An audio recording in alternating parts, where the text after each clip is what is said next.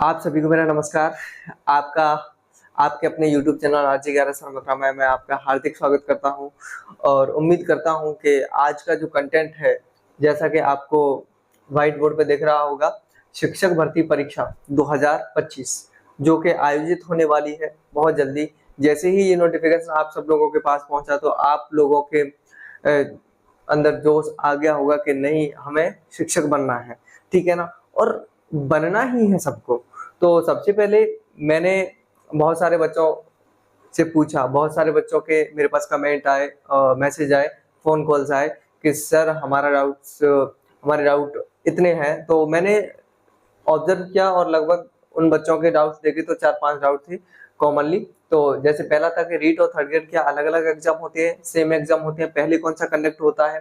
दूसरा है जिनको जीरो लेवल से मैं बताने का प्रयास करूंगा जिनको नहीं पता है, दूसरी उनकी पात्रता क्या होती है।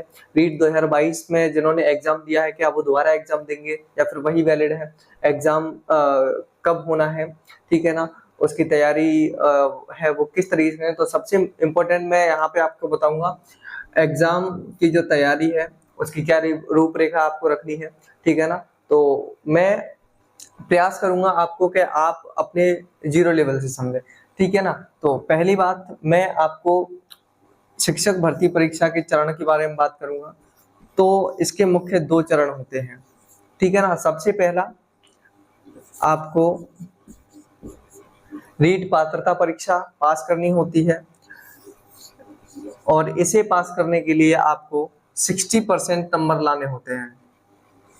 कितने नंबर लाने होते हैं? 60%। 150 प्रश्न होते हैं, ठीक है ना। प्रत्येक प्रश्न 1 नंबर का होता है और 150 का अगर हम 60% की बात करें तो 150 का 60% होता है हमारे 90 नंबर। तो 90 अंक आप लाओगे, सामान्य के लिए बता रहा हूं मैं, ठीक है ना। तो आप क्या है, पात्र हो जाओगे। जैसे ही आप ये पात्रता परीक्षा पास करोगे उसके जस्ट बाद में आपकी एग्जाम होगी थर्ड ग्रेड शिक्षक भर्ती, शिक्षक भर्ती, ठीक है ना। यदि आप इसमें पात्र है तो ही आप इस एग्जाम को दे पाओगे, अगर पात्र नहीं है तो आप इस एग्जाम को नहीं दे पाओगे। सबसे पहले तो ये डाउट है, इस डाउट को क्लियर कर दो। तो आपको 2 चरणों से गुजरना पड़ता है। पहला चरण क्या है? पात्रता परीक्षा। और दूसरा चरण क्या है आपका? पात्रता के बाद में जो मेन एग्जाम होता है, इसको हम बोलते हैं प्री आम भाषा में, और इसको बोलते हैं हम मेंस एग्जाम। क्या बोलते हैं? मेंस, ठीक है ना। तो एक बार थोड़ा सा विस्तार से जान लेने के लिए मैं आपको बताऊंगा। सबसे पहले हम चर्चा करेंगे केवल और केवल रीट की। ये हमने जान लिया कि एग्जाम 2 चरणों में होना है, ठीक है ना। 2 चरणों का मतलब पहले आपको रीट देनी है और उसके बाद में आपको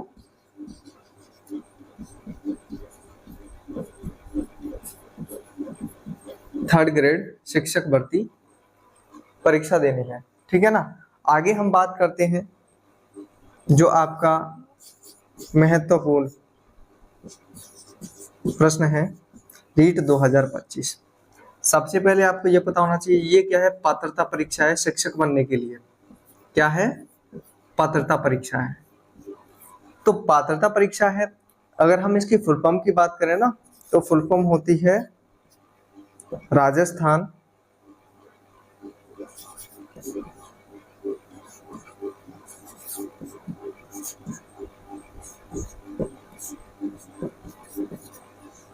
एलिजिबिलिटी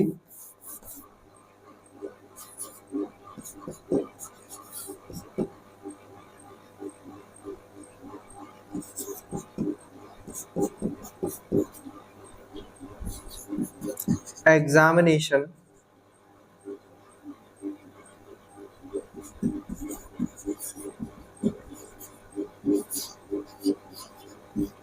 फॉर टीचर्स, मतलब अध्यापक के लिए जो पात्रता परीक्षा है वो क्या है? वो रीट है। तो Rajasthan eligibility examination for teachers, ठीक है ना, ये इसकी फुल फॉर्म होती है। और मैं बता दूं, रीट पात्रता परीक्षा आपकी 19 जनवरी 2025 को आयोजित होगी। अगर हम थोड़ा सा गौर करें तो आपको लगभग आज से 3 महीने का टाइम है। कितना टाइम है? लगभग 3 महीने का टाइम है। 3 महीने में आपको किस तरीके से प्रिपरेशन करनी है। और सबसे पहली बात इसके बारे में कि ये पात्रता परीक्षा को देने के लिए आपके पास क्या पात्रता होनी चाहिए, जैसे कि यहाँ पे बताया गया। पहला डाउट मैंने क्लियर कर दिया कि पहले रीट होता है, फिर थर्ड ग्रेड होता है। फिर उसके बाद में हमने चर्चा की इसके रीट के थोड़े से विस्तार के बारे में कि Rajasthan eligibility examination for teachers इसकी फुल फॉर्म होती है और इसका एग्जाम कब होना है? 19 जनवरी 2025 को होना है, जो नोटिफिकेशन आया था उसके अकॉर्डिंग, ठीक है ना। तो अभी हमारे पास जो टाइम पीरियड है, ठीक है ना, परीक्षा देने का जो टाइम है वो क्या है? लगभग 3 मंथ। 3 मंथ का मतलब होता है 90 दिन। कितने दिन? ओनली 90 दिन। 90 दिन में से आपकी दिवाली भी आएगी, ठीक है ना। तो ये 10 दिन हो जाएंगे आपके खत्म। 80 दिन बचे। 80 दिन के बावजूद फिर आपके कुछ प्लानिंग बनाओगे, प्लानिंग बनाने के बाद फिर तैयारी करनी होगी। तो इस तरीके से एक्सेट्रा एक्सेट्रा। मैं प्रत्येक चीज के बारे में एक अलग वीडियो बनाऊंगा, ठीक है ना। लेकिन अभी हम बात करते हैं नॉर्मली अपने पॉइंट टू पॉइंट। तो सबसे पहले ये जो रीट पात्रता परीक्षा है, तो इस रीट पात्रता परीक्षा के लिए क्या चाहिए हमें? तो सबसे पहले मैं बात करूं आपको, रीट पात्रता जो परीक्षा है इसको 2 भागों में बांटा है। कितने भागों में बांटा है? 2।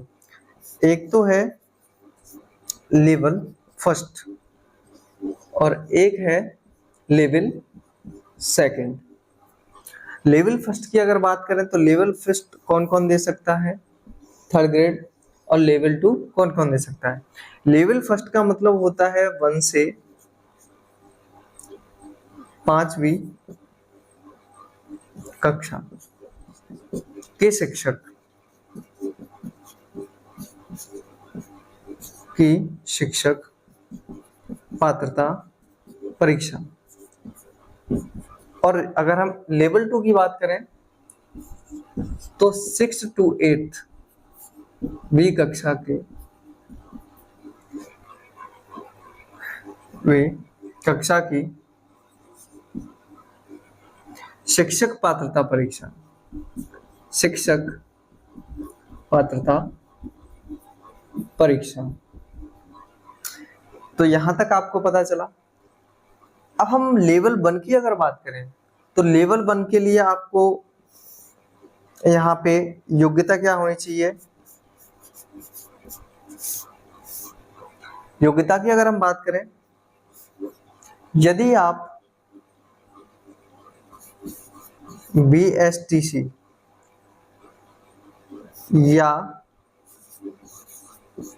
स्पेशल DED, जिसको स्पेशल BSTC भी बोलते हैं, BEd, सॉरी BEd इसमें नहीं आता, ठीक है ना। ये आपने कर लिए हो, डिप्लोमा अगर आपने ये ऑलरेडी कर लिए हो, या फिर आप सेकेंड ईयर या फिर हम बात करें फाइनल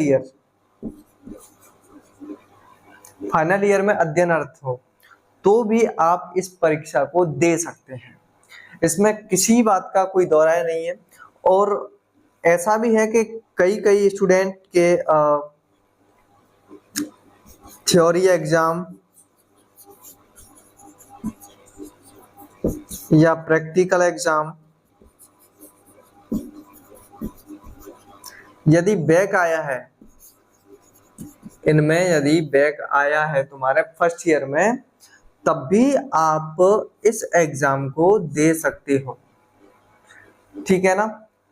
लेकिन इस एग्जाम को पास कर लोगे, ये पात्रता है, ये पात्रता परीक्षा आपकी आजीवन रहेगी और आप शिक्षक बनेंगे। केवल बीएसटीसी और स्पेशल डीएड वालों के लिए बता रहा हूं मैं कि आप लोग केवल लेवल 1 के शिक्षक बनेंगे। किसके शिक्षक बनेंगे? लेवल 1 के।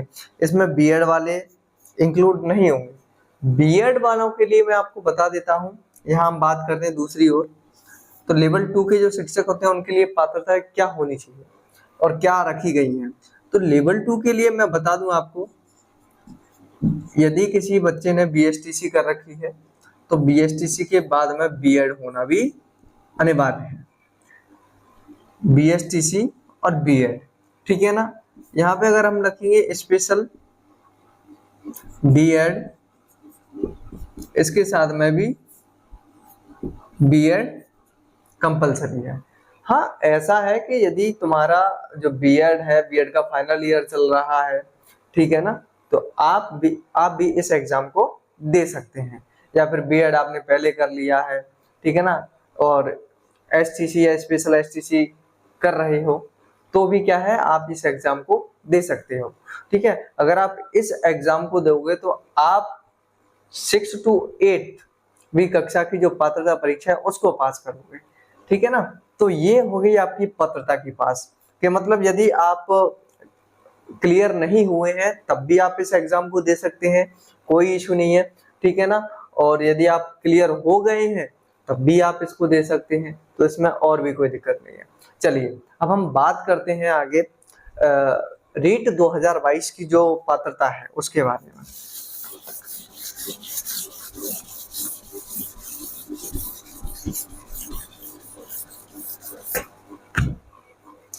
अब हम बात करते हैं जो 2022 में कंडक्ट हुई थी परीक्षा रीट की, ठीक है ना। तो 2022 से पहले जो रीट पात्रता परीक्षा थी वो 1 वर्ष ऑब्लिक 3 वर्ष के लिए वैलिड थी। लेकिन 2022 में जो रीट पात्रता परीक्षा जिन बच्चों ने पास की है उनकी जो वैधता है वह आजीवन है। ये जो परीक्षा पास किए हुए विद्यार्थी हैं वो एग्जाम रीट पात्रता का दे भी सकते हैं, उनका मन हो तो अपना स्कोर बढ़ाने के लिए, और यदि वो नहीं देना चाहे तो अपने इसी सर्टिफिकेट के बेस पे 2022 वाले के बेस पे आप अपना 3rd ग्रेड का जो एग्जाम है उसको दे सकते हैं। तो आप डायरेक्ट अपने 3rd ग्रेड शिक्षक की क्या कीजिए, तैयारी कीजिए, ठीक है ना। तो आप इसकी तैयारी कीजिए। चलिए अब हम आगे बात करते हैं। ये वाला डाउट क्लियर हो गया।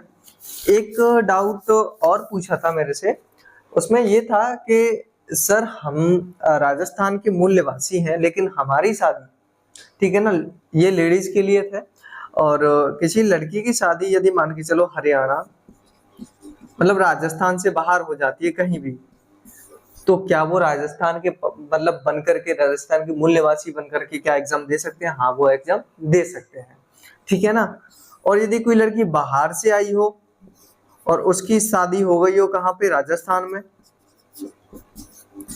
तो भी वो राजस्थान की मूल निवासी बन करके और राजस्थान का एग्जाम, राजस्थान जो रीट पात्रता परीक्षा है उसको राजस्थान के मूल निवासी के तौर पे दे सकती है, ठीक है ना। अच्छा, एक हम बात करते हैं यहाँ पे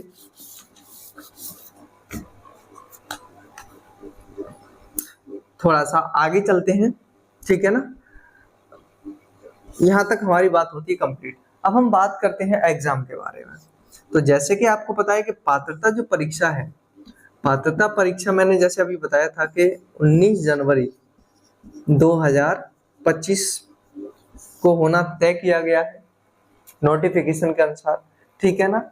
डेट आगे पीछे भी हो सकती है, और जो एग्जैक्ट कैलेंडर है वो कैलेंडर 14 से 15 नवंबर को जारी होगा, जिसमें सभी परीक्षाओं की जो डेट है वो सारी मेंशन होंगी।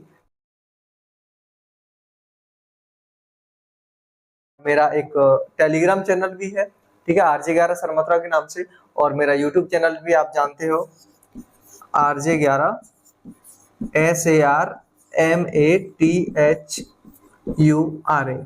ठीक है ना। तो ये मेरा व्हाट्सएप चैनल, ये मेरा सॉरी यूट्यूब चैनल और टेलीग्राम चैनल है, ठीक है ना। तो इस चैनल पे अगर आप पहली बार आए हो और जानकारी यदि आपको इंफॉर्मेशन है जो आपको बहुत ही ठीक लग रही हो, तो आप इस चैनल पे पहली बार आए हो तो इस चैनल को लाइक करें, शेयर करें, सब्सक्राइब करें, जिससे और इस सूचना को, इस चैनल के इस वीडियो को अधिक से अधिक शेयर करें, जिससे कि ये सूचना अधिकांश लोगों तक पहुंच सके। चलिए हम आगे बात करते हैं एग्जाम के विषय के बारे में, ठीक है ना। तो एग्जाम के विषय के बारे में अगर हम बात करें तो देखो, हम फिलहाल लेवल 1 की बात करेंगे। किसकी बात करेंगे? लेवल 1। तो लेवल 1 की अगर हम बात करें तो मैं आपको बता देता हूँ, इसमें मुख्यतः 5 विषय होते हैं। साइकोलॉजी, ठीक है ना। साइकोलॉजी में क्या आता है? बाल विकास और अधिगम एंड इसकी शिक्षण विधि, टीचिंग मेथड। दूसरा है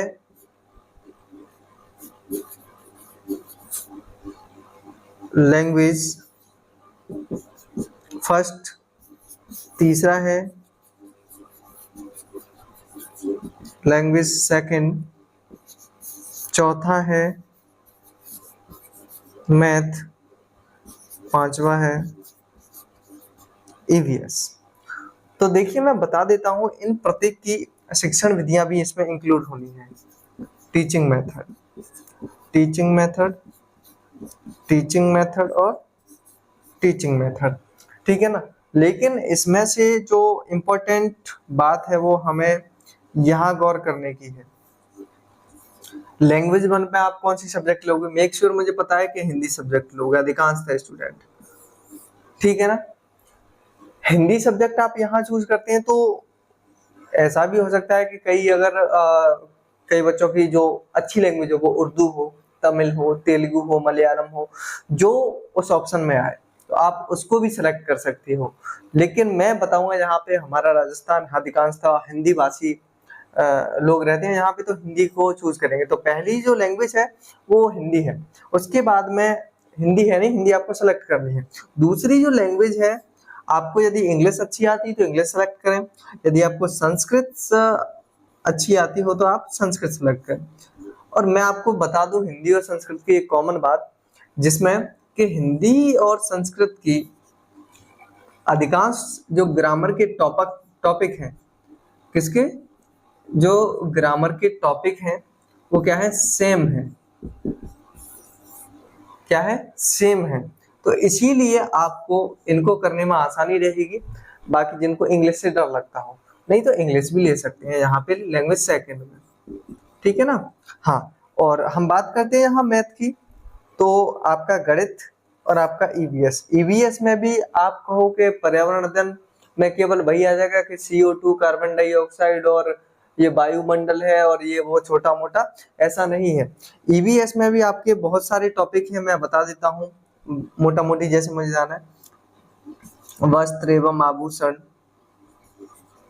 अधिकांशतः मैं बता देता हूँ राजस्थान की जो जीके है, क्या राजस्थान की जो जीके है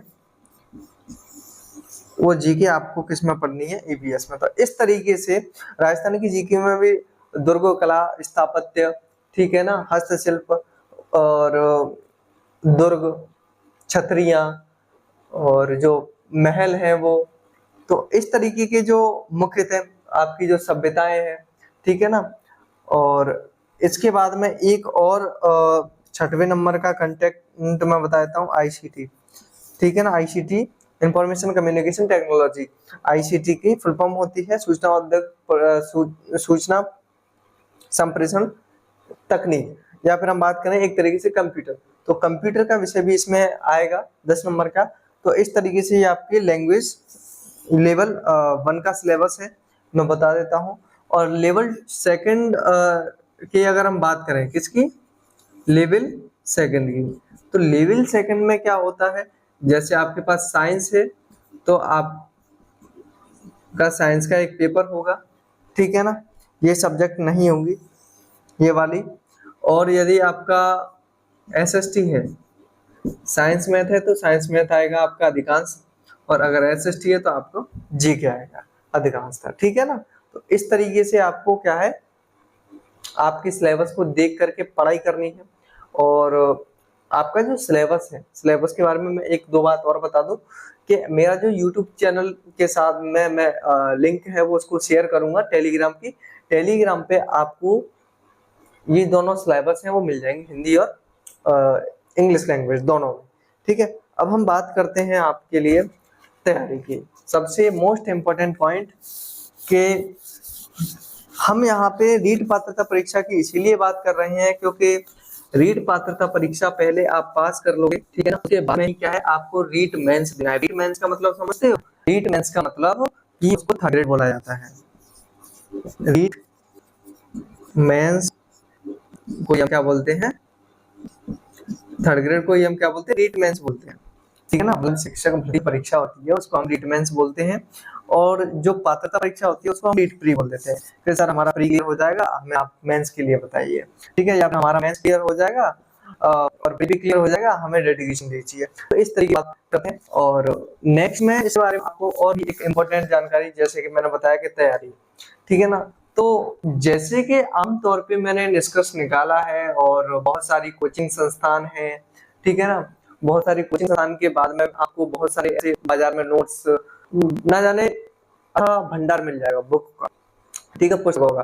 तो आपको क्या है, वहां से ऐसा ही है, आपके पास यदि पहले से ही नोट्स हैं तो आप उनको ही अपना सर्वे सर्वा मान करके, ठीक है ना, और अपना जो भी है सब कुछ मान करके आप उन्हीं को अच्छे से तैयार कीजिए, आपका सिलेक्शन हो जाएगा, आपकी पात्रता परीक्षा हो जाएगी।